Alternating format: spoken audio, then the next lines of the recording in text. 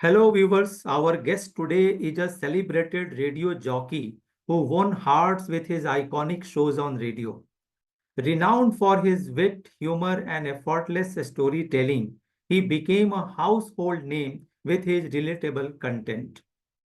A finalist of Big Boss 8, he showcased his charm and grounded persona on national television.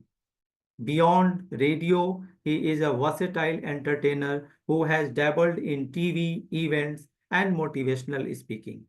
He continues to inspire with his journey from the mic to the spotlight. He is fondly known as Preetham Pyare ji.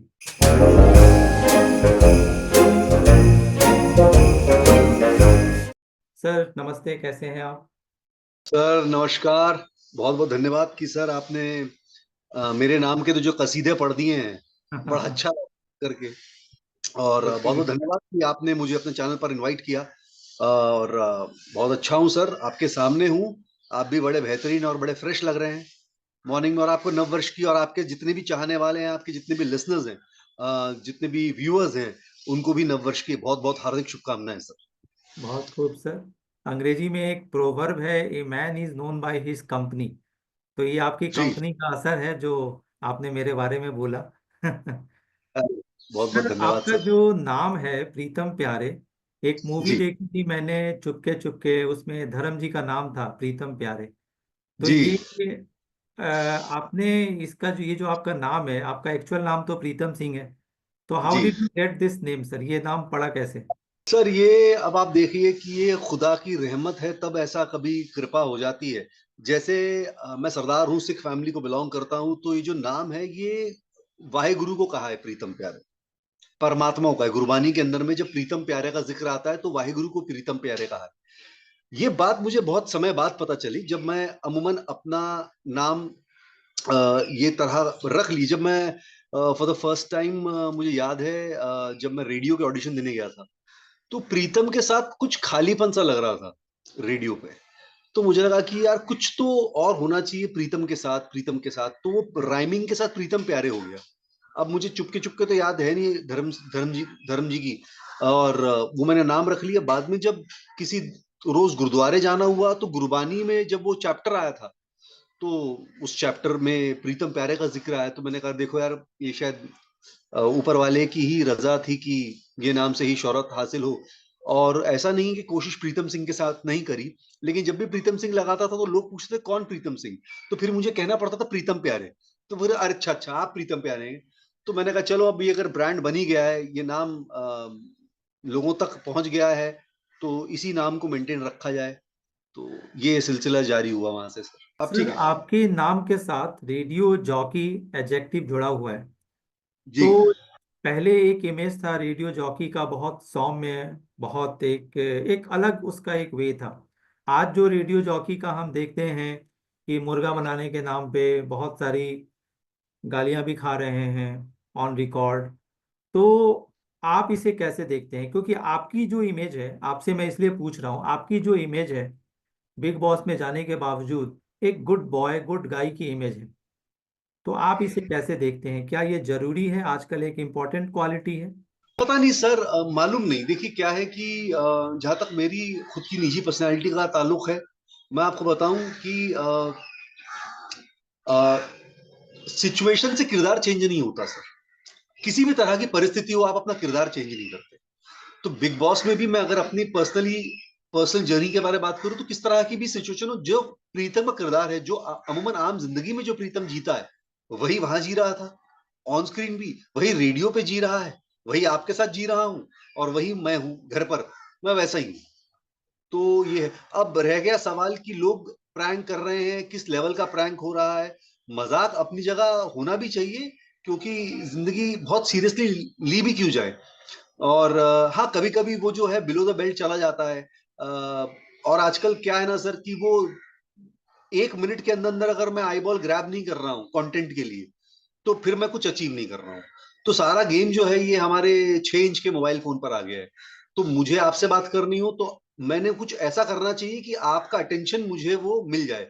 Radio पे भी हमको यही सिखाया जाता है। जब हम बात करते हैं रेडियो पे, तो एक एक इंसान का एक ह्यूमन का जो कंसंट्रेशन टाइम है ना सर, वो 40 सेकंड का ही होता है। अगर मैं 40 सेकंड के अंदर आपको ग्रैप कर पाया, आपके अटेंशन को ग्रैप कर पाया, तो फिर मैं आपके साथ आगे चलूंगा शायद 1 डेढ़ 2 मिनट के लिए।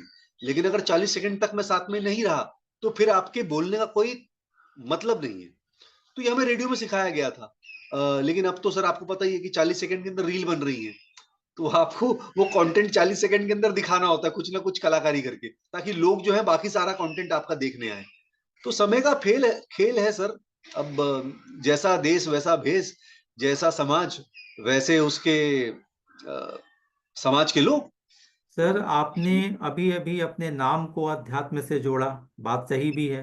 और अभी जी अभी आपने ये भी बोला कि जैसा देश वैसा भेष।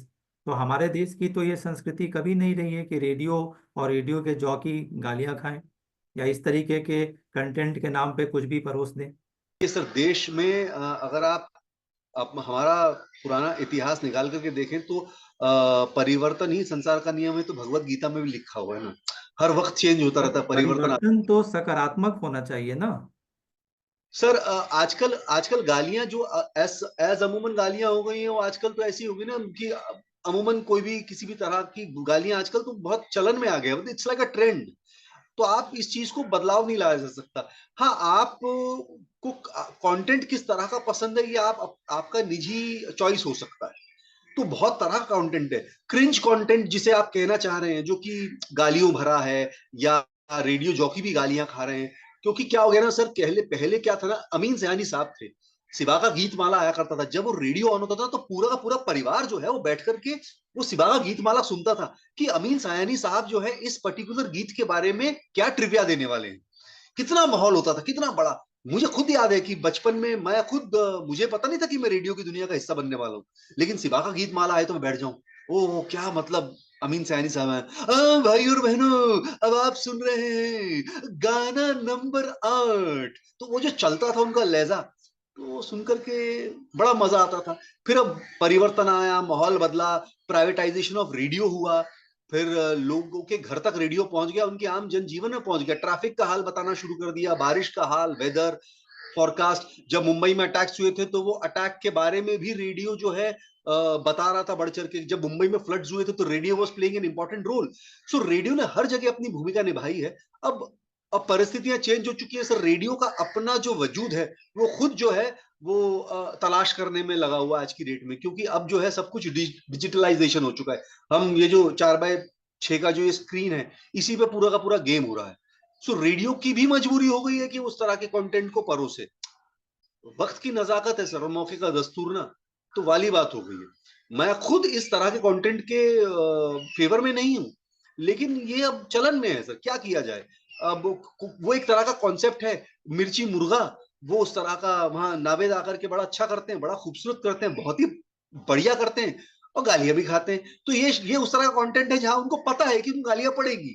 आपको रैंडमली फोन लगाएंगे, आपके बारे में पता करेंगे, और आपके बारे में अभी आपने किसी से बात की हो, शायद आपके किसी रिश्ते में कोई किसी को लड़का देखना हो, लड़की देखनी हो, तो उसने वो फिगर आउट कर लिया और उसने आपको उसी हिसाब से फोन लगाया। फिर आपका अच्छा बुरा या आपका, लेकिन ठीक है सर, हास्य व्यंग है, ये भी एक तरह का व्यंग है, तो उसे उस सर तरह से लेना चाहिए, ज्यादा सर सीरियसली लेते। आप रेडियो मिर्ची और रेडियो रेड एफएम से भी जुड़े रहे हैं। जी जी जी। क्या ये जो जो प्रैंक जो होता है रेडियो पर, तो क्या ये स्क्रिप्टेड होता है? सर अमूमन काफी हद तक स्क्रिप्टेड होता है, और कभी कभी स्क्रिप्टेड नहीं भी होता है।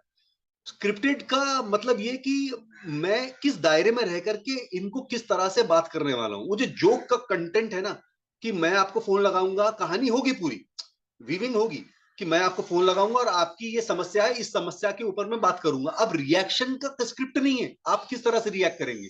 आप हो सकता है बड़े सज्जन तरीके से रिएक्ट करें, सज्जन बन करके, या आप बिल्कुल गाली गलौज करके रिएक्ट करें, वो भी कंटेंट है, वो भी कंटेंट है। पर वो गालियां सुनाई कहाँ दे रही है, तो बीप आ जाता है ना उस पर, पी पी पी। आप बिग बॉस देखिए, बिग बॉस के अंदर में भी गाली गलौज आती है, बी बी बी बी बी, या साइलेंट आ जाएगा पूरा का पूरा वो डायलॉग, लेकिन आपको समझ तो आएगा गाली दी। तो वाली बात है सर। खैर, हमें बहुत गर्व है कि आप बिल्कुल हट करके हैं, आप इस भीड़ के हिस्सा नहीं हैं। सर एक क्वेश्चन अक्सर सबको ही जानना चाहता है, इस पर हजारों वीडियोज भी बने हैं, क्योंकि आप बिग बॉस 8 के पार्टिसिपेंट रहे हैं, फाइनल तक पहुंचे हुए हैं। हर कोई जानना चाहता है कि बिग बॉस का जो कंटेंट है, आप ऑनेस्टली बताइएगा कि क्या वाकई स्क्रिप्टेड है? एवरी मॉर्निंग स्क्रिप्ट दिया जाता है, होल डे इस पर आपको एक्ट करना है? ये बहुत सारे वीडियोस बनने के बाद भी, बहुत सारे पार्टिसिपेंट्स के बोलने के बाद भी, ये कहीं ना कहीं ये क्वेश्चन अंडर स्कैनर है, लोग डाउट करते हैं। आप क्या कहें? सर 2014 में बिग बॉस हुआ था मेरी जिंदगी में, और मुझे भी उससे पहले लगा था कि वाकई स्क्रिप्टेड होगा। आपको बताऊं मैं, हकीकत बात, ये शो बिल्कुल भी स्क्रिप्टेड नहीं है। उसका कारण है, बाहर जो है ना सर, 150 कैमरा लगे हुए हैं एक घर के बाहर। एक एक एलाय एक लॉबी बनी हुई है, और लॉबी के आसपास जो है वो 150 कैमराज हैं, और वो 24 घंटे जो है आप पर नजर रखते हैं। अब उनके हाथ में खेल किस चीज का है? उनके हाथ में खेल एडिट का है, और उनके हाथ में, मेकर्स के हाथ में, कौन सी स्टोरी को कितना तवज्जो देना, ये उनके हाथ में। ना स्क्रिप्ट है, ना बंदा है, ना परिंदा है। अब चार दीवारी के अंदर में आपको कुछ 8 10 15 लोगों को डाल दिया जाए, तो अपना किरदार आज नहीं, कल नहीं, परसों नहीं, लेकिन 2 4 दिन के अंदर दिखाना शुरू कर ही देंगे। और वो उसी तरह से जो है मेकर्स जो है पॉइंट आउट कर लेते हैं, क्योंकि इसके पहले सर, जाने के पहले प्रोसेस होता है, साइकोलॉजिकल टेस्ट होता है, डॉक्टर मिलता है आपसे आकर के, आपसे कम से कम नहीं तो भी 500 से 1000 सवालों के जवाब देने पड़ते हैं, और फिर वो आपकी साइकी समझ जाता है, और फिर वो एक किरदार लिख देता है आपके आगे कि ये इस तरह से बिहेव कर सकता है। कभी कभी वो राइट भी होता है, कभी कभी वो पूरा फ्लिप भी हो सकता है। पर उनके हाथ में स्क्रिप्ट नहीं होती, उनके हाथ में एडिट जरूर होता है सर। कि मैं आपसे बात कर रहा हूं, अब आपकी मेरी बात जो है वो बहुत ही सहज तरीके से हो गई, और हम में कोई कोई कोई कोई मन मुटाव भी था, तो हमने बड़े सहज तरीके से उसको क्लियर कर लिया। लेकिन एडिट में क्या दिखाया जाएगा? आपकी कोई बात को एकदम हाईलाइट किया जाएगा, और निचोड़ उसका कोई और निकलेगा। तो एडिट तो स्पाइस उनके अप हाथ में। करने के पर्पज से, स्पाइस अप करने के पर्पज से। ऑफ कोर्स, क्योंकि in the end of the day it's public domain में शो है सर वो। जब तक वो स्पाइस अप नहीं करेंगे, तब तक कोई देखेगा क्यों? जब तक आप झगड़ा नहीं दिखाएंगे, जब तक आप कुछ एंटरटेनिंग नहीं करेंगे, जब तक आप कुछ। पर मैं देखता हूं सर, मेरा, क्योंकि मैं पार्टिसिपेट रहा हूं, पार्टिसिपेट किया है मैंने। मैं देखता हूँ सर, कितना उसका जो स्ट्रेचर है वो कितना नीचे गिर गया है। मतलब अमूमन वो बात ही नहीं रही। वो आप जाते हैं 3 4 महीने के लिए घर के अंदर में, आप वो जीना नहीं चाहते, आप सिर्फ अपना कंटेंट, दिमाग में कंटेंट है कि मैं क्या करूं कि जिससे कि सारे कैमरा मुझ पे आ जाएं। अगर ये थॉट लेकर के जाओगे तो कंटेंट निकलेगा ही नहीं।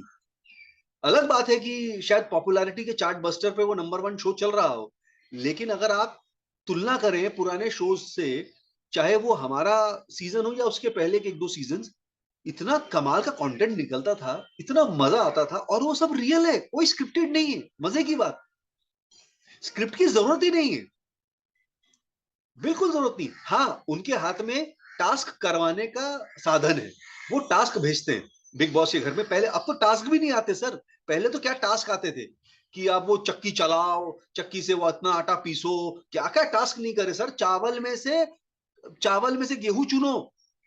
अब चावल में से गेहूं चुनो या गेहूं में से चावल चुनो, आदमी तो पागल ही हो जाएगा सर। मैंने चुना है चावल में से गेहूं, सर कुछ देर बाद ना आंखें बंद होने लग जाती हैं, आपको दिखता नहीं है कि चावल कहाँ और गेहूं कहाँ है।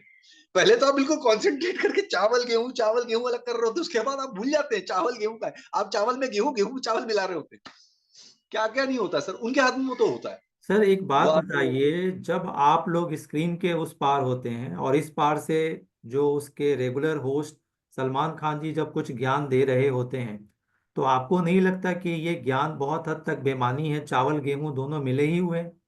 क्योंकि जिन बातों को वो बोल रहे होते हैं, एज ए व्यूअर हम देखते हैं कि आप तो खुद ही अपनी लाइफ में इन चीजों को कर चुके हो या कर रहे हो। आप उनकी निजी चीज पर नहीं, टिप्पणी मैं कर रहे हैं उन क्या? चीजों पर बोल रहा हूँ जो पब्लिक डोमेन में अवेलेबल है, जो हमें हाँ, न्यूज़पेपर से, टीवी से पता चलता है। क्या है, Salman Khan as an personality, as a TV host, वो शो को संचालित कर रहे हैं। अब उस रेडार में हम उनको देख सकते हैं, उनको जज कर सकते हैं। उसके बाहर की क्या किया है, क्या नहीं किया सलमान साहब ने, और क्या उन पे केस रहा है या कौन किसके लिए उनके ऊपर क्या एलिगेशंस हैं, वो पब्लिक डोमेन में भी है, वो कोर्ट कचहरी के मामले में भी, उसमें हम तो होते ही नहीं कोई टिप्पणी करने वाले।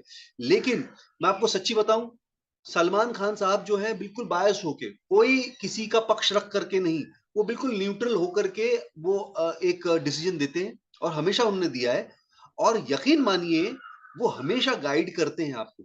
कभी कभी तो वो एक्स्ट्रा एफर्ट डाल करके बिग बॉस के घर के अंदर आकर के आपको सजा समझाते हैं कि जब आप इतना बेवकूफपन कर रहे होते हैं, तो ही मेक्स श्योर कि वो घर के अंदर आए, पर्सनली बैठे किसी के साथ और समझाएं। किसी होस्ट को जरूरत नहीं है सर करने की, but he takes it very personally show को, कि इनके किरदार जो हैं, और हमेशा कहते हैं वो कि भाई तुमको ये प्लेटफॉर्म मिला है, इस प्लेटफॉर्म से तुमको और 10 काम मिलना चाहिए, बजाय ये कि ऐसा ना हो जाए कि ये प्लेटफॉर्म के बाद तुम्हारे घर तुम्हारे काम के दरवाजे और बंद हो जाएं। ऐसे बहुतों के साथ हुआ है, आप देख लीजिए। इतने बड़े बड़े तिर्रम खान शो पे आए और उसके बाद कहीं दिखे ही नहीं, वो गायब ही हो गए। तो ये वो हमेशा समझाते हैं, हमें भी समझाया उन्होंने कि अपने आप का संतुलन बनाए रखो। रिएक्शन, किसी भी सिचुएशन का रिएक्शन ही आपके ऊपर होता है, आप किस तरह से रिएक्ट करते हो। मैं क्या थोड़ा सा जज्बाती हूँ, इमोशनल हूँ, और एनर्जी मेरे में ज्यादा है, तो मैं अलग तर्ज पर मैंने, हाँ ये अलग बात थी कि मेरे पास में, मैं एक रेडियो बैकग्राउंड से था, तो मैं समझाने की क्षमता मेरे में ज्यादा है, मैं शायद बोल करके ज्यादा अच्छा समझा सकता हूँ किसी को, और वही वो शो पे काम आया मेरे, तो मेरे फेवर में गया, क्योंकि मेरे बैकग्राउंड वो था। और वो शो जो है, वो बातों का शो है। जब तक आप अपनी बात नहीं रखेंगे, सामने वाले को पता नहीं चलेगा, तो आपको मैनिपुलेट कर दिया जाएगा। तो सलमान साहब जब आते हैं, तो वो बिल्कुल हर किसी को न्यूट्रल रख करके समझाने के चक्कर में होते हैं कि कौन किस लेवल पर जाना चाहिए। ठीक है, अब चैनल का फेवरेटिज्म तो चलता है सर, ये तो दिखता भी होगा कि एक्स को ज्यादा तवज्जो दी जा रही है, वाई को नहीं दी जा रही है, और वो हमेशा क्या करते हैं ना, वो राइट और रॉन्ग पे चलता है शो। आपने देखा होगा दो पर्सनैलिटी, अभी जैसे करण और विवियन है, वो दोनों का चल रहा है, दोनों दोस्त हैं।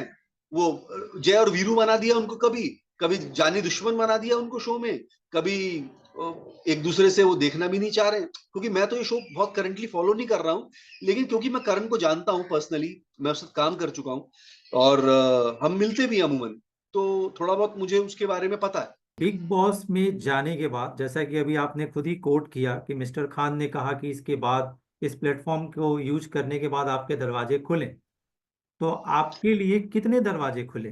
सर मेरे लिए बहुत खुले सर, आप यकीन मानिए, पहले मैं सिर्फ मुझे लोग आवाज के जरिए से जानते थे, उसके बाद में इस आवाज को एक शक्ल मिली, और वो बिग बॉस का प्लेटफॉर्म रहा। उससे पहले भी मैं एक दो चीजें कर चुका था, लेकिन मुझे वो शोहरत नहीं मिली थी। अमृत कलश में तो आप बहुत शायरी सुनाते हैं। जी। आपके लिए कुछ शायरी आई है, मैं आपको, आप, जो आपके फैंस ने भेजा है, एक है जी उसमें से। ये है प्रकाश कुमार गोरखपुर से, इन्होंने आपके लिए लिखा है। ये जी लिखते जी। हैं, आवाज में है जादू, बातों में शान है, हर दिल के करीब आरजे प्रीतम का नाम है। अरे सर। एक आपके लिए एक और शायरी है, ये एक छोटे बच्चे ने लिख के भेजा है। हंसने हंसाने का उनका एक फन बन गया, माइक के पीछे का हीरो दुनिया का जान बन गया। हम्म। तो हाँ हाँ। आपके आने के पहले हमने एक कमिंग अप रन किया था, तो उस पर से कुछ अच्छे जो हमें कपलेट्स लगे वो मैंने आपको सुनाए हैं। तो ये जो आप शायरी सुनाते हैं, ये आप खुद ही बनाते हैं या आपको दिया जाता है? नहीं सर, ये तो देखिए, वो एक स्क्रिप्टेड शो है सर, और स्क्रिप्टेड शो में जो है अमूमन राइटर होते हैं, अर्पित वागारिया करके एक बहुत अच्छे राइटर हैं, भारत का अमृत कलश के, और वो लिख देते हैं, कभी कभी वो लिख देते हैं, तो फिर उस वक्त याद करके हम बोल देते हैं, या जैसे जो हो। सर एक चीज हम देखते हैं कि जैसे आपने कहा, और ये सच है, कि अब आप एक नोन फेस हैं। तो अक्सर हम देखते हैं कि जब कोई व्यक्ति थोड़ा सा नोन हो जाता है या उसके लाइफ में थोड़ा फेम हो जाता है, ऐसा देखने में आता है, तो वो आम लोगों से दूरी बनाना शुरू करता है। पर हम आपको देख रहे हैं कि आप माइक पकड़ करके आम आदमी से आप जुड़ रहे हैं, आम आदमी से बातचीत कर रहे हैं। तो ये किसका असर है? सर ये तो आम आदमी, सर क्या है ना कि दूरियां, मैं बाकियों का तो मुझे पता नहीं दूरियां क्यों बना लेते हैं वो, क्योंकि मे बी वो इतने पॉपुलर हो चुके हैं कि उनको एक अंतराज की जरूरत पड़ती है, और जाहिर बात है क्योंकि मैं उस पोजीशन में पहुंचा नहीं हूं, तो शायद जिस दिन मैं पहुंच जाऊंगा, तो शायद मेरे लिए भी आसपास में कुछ अंतराज चलेगा।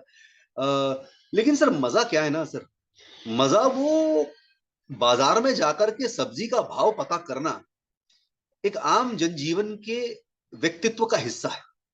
अगर आप वो नहीं पता कर पा रहे ना, आप कितनी भी हवाबाजी में रहें, सब्जी तरकारी का भाव जो है वो आपके निजी जिंदगी में उतार चढ़ाव ले आता है। तो आम जनजीवन से जुड़े रहना बहुत जरूरी है। और सर ये वही जुड़ा रह सकता है, और मैं कहता भी उन लोगों से, और खास करके जितने भी यंगस्टर्स हैं और जितने भी अपकमिंग बच्चे हैं, कि बॉस आपको आध्यात्मिक होना बहुत जरूरी है अपनी जिंदगी में। अध्यात्म से जुड़ना बहुत जरूरी है। कोई अपना गुरु, कोई ग्रंथ, कोई किताब आपको पढ़नी जरूरी है जो आपको जोड़े। क्योंकि सर क्या है, आप क्या लेके आए और क्या लेके जाओगे ना लाइफ में, आप आप नंगे आए थे नंगे जाओगे, ये हकीकत है। और हमें लाकर लाइफ में वो मैंने किया या मैं कर चुका, सर रावण की भी मैं नहीं रही तो हम तो क्या ही चीज है। तो ये बात का एहसास और ये बात का पता रहना बैक ऑफ द माइंड। तो बॉस ये तो फेम भी कब तक रहेगा सर, 2 5 10 दिन 15 दिन, 2 साल 10 साल 15 साल 20 साल 25 साल, उसके बाद राजेश खन्ना का फेम नहीं रहा सर, आप अंदाजा लगाइए क्या कर लोगे। तो जितना सहज में रहे, जितना रियल रहे उतना बेटर है। क्योंकि सर इससे क्या होता है ना, इससे आप लोगों के से जुड़े रहते हैं, आपको पता चलता रहता है कि दुनियादारी में क्या हो रहा है। अलूफ हो जाएंगे तो अलूफ होने के लिए बहुत सारी चीजें हो जाइए अलूफ, कोई दिक्कत नहीं है। हमारी समाज की स्थिति ऐसी है ना कि समाज में रहने वाला व्यक्ति जो है सामाजिक होकर के रहता है, या फिर वो या फिर उसको दूरियां बनानी है तो फिर आध्यात्मिक रास्ते चले जाए, बिल्कुल सब कुछ छोड़ छाड़ के चले जाए, कट जाए अपने आप से, हर चीज से कटे। फिर ये मोबाइल भी नहीं होना चाहिए उसके हाथ में। लेकिन समाज से जुड़ा आदमी सामाजिक तौर तरीकों से जुड़ा रहता जरूरी है सर। तो मतलब ये आपका नेचर है, ये कंटेंट के लिए आप नहीं करते। ये मैं कहता हूं नहीं हम्म। सर। अगर आप मुझसे विदाउट कैमरा पूछेंगे, कभी बैठेंगे ना, तो आप कहेंगे यार तुम हम बात ही ये करते हैं, क्योंकि ये हकीकत है। बाकी सब चीजें फालतू हैं। सर एक शो बात बताइए, एक बात दो पांच बताइए दिन दस इसी, दिन इसी से जुड़ा हुआ। मैं एक आम आदमी हूँ, आम आदमी टाइप का फादर भी हूँ। आप सेलिब्रिटी हैं, तो आम आदमी टाइप के फादर में और सेलिब्रिटी फादर में क्या अंतर है? आपका घर में किस तरीके का है? व्यक्ति जो फादर है ना, जो रोजमर्रा की जिंदगी से जूझ रहा है, वही सेलिब्रिटी भी एज अ फादर जूझ रहा है।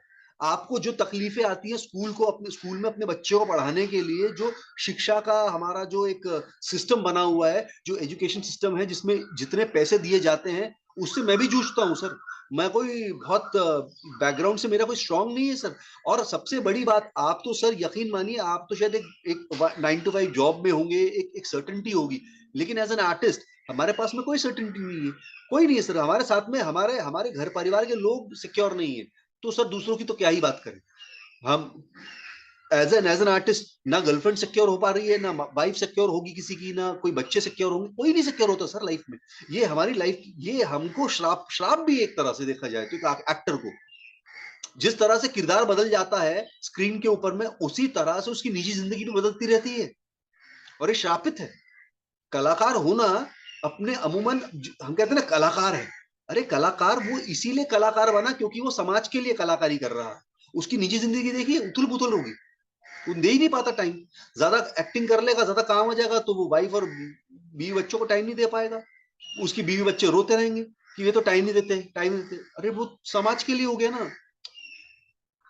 तो है सर वो आप जो रोजमर्रा की जिंदगी से जूझ रहे हैं, मैं भी रोजमर्रा की जिंदगी से जूझता हूँ, बिल्कुल जूझता हूँ, कोई बड़ी बात नहीं है। और सब आपको बताओ 90% of the people are fake, सब झूठा है।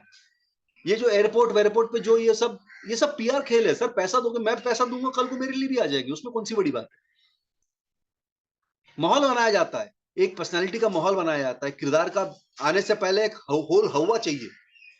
आपको नहीं लगता कि आमतौर पर जिस तरीके से सेलिब्रिटी लोग बात करते हैं, नोन फेसेस बात करते हैं, आप उनके कंपैरिजन में आवश्यकता से अधिक सच बोलते हैं? इसका खामियाजा नहीं भुगतते? सर देखिए सर, रोजी रोटी खिलाने वाला तो मेरा ऊपर वाला मालिक है, ठीक है। वो आपकी भी चला रहा है, मेरी भी चला रहा है। अगर मेरे सच बोलने से किसी को तकलीफ हो रही है तो अच्छा है सर, क्योंकि in the end of the day सच ही तो है सर, और रह क्या गया है। हम सच से भी डर रहे हैं सर, जो हमारा मूल मूल स्वरूप है, सच बोलना। ये सबसे बेसिक स्वरूप है और हम इसी को बोलने के लिए इतना एफर्ट लगाते हैं। देखिए कितनी कमाल की बात है ना, पैदा हुआ सच है, मरेगा सच है, आत्मा, अंतरात्मा वो सच है, तो बोल क्यों नहीं सच रहा? बोल झूठ रहा है, उल्टा सीधा गेमिंग खेल रहा है, घुमा रहा है इधर उधर। लेकिन बोलने में, सच बोलने में इतनी दिक्कत है लोगों को जिसकी कोई हद नहीं, जो कि मूल स्वरूप है। सच ही बोलना है, सच ही पैदा होना है, सच मर जाना है।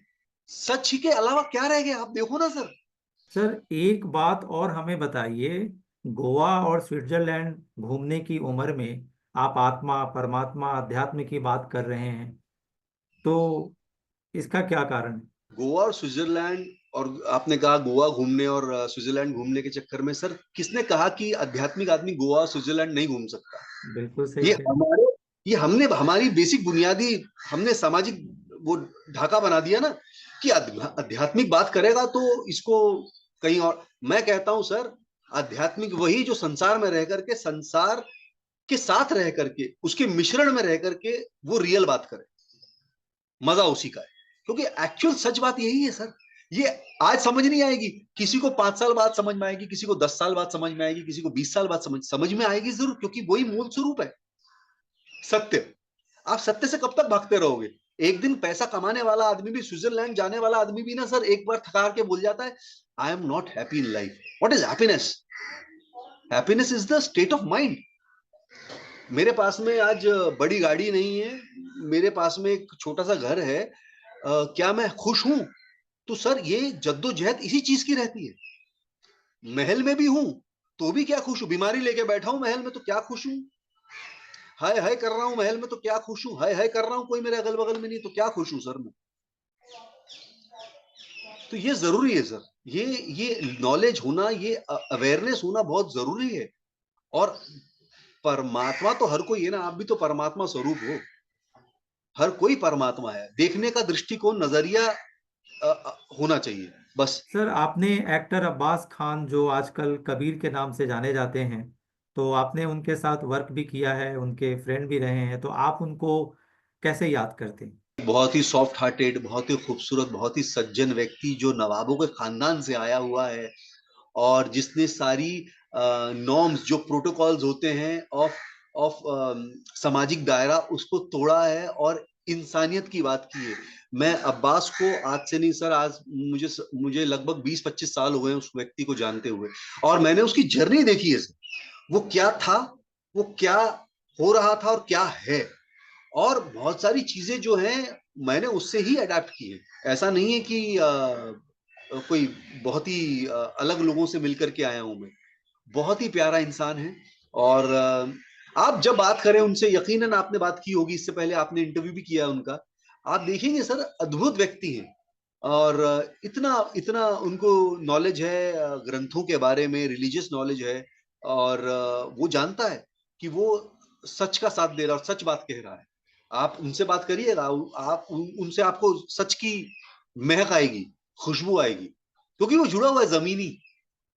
वो सब ये जो सो कॉल्ड धर्म गुरुओं के आड़ से निकल करके उसने अपना एक लेवल, अपना एक परमात्मा ढूंढा है कहीं। तो उसकी जर्नी बहुत ही कमाल की और बहुत ही बढ़िया रही है, और बहुत अच्छा एक्टर भी है। एक्टिंग की जिंदगी में जो है उतार चढ़ाव तो रहता ही है, लेकिन वो उसने अपने आप को जिस तरह से संभाला हुआ है सर, ये बहुत ही काबिले तारीफ बात तो बहुत खूब, आपसे बात करके वाकई बहुत अच्छा लगा। और व्यूवर्स, मैं ये कहूँगा कि प्रीतम जी से मुझे बहुत कुछ सीखने को मिला। और सबसे इम्पोर्टेंट बात कि आप एक नेम फेम गेन करने के बाद भी आप आम आदमी की तरह आम आदमी से जुड़े रह सकते हैं। सो है। Viewers, how did you like today's episode? Let us know through your comments. और सर, आपने हमें समय दिया, द हिलरी टाइम्स को समय दिया, कॉमन मैन आशीष कुमार को आपने समय दिया, इसके लिए मैं आपका धन्यवाद करता हूँ। जय हिंद।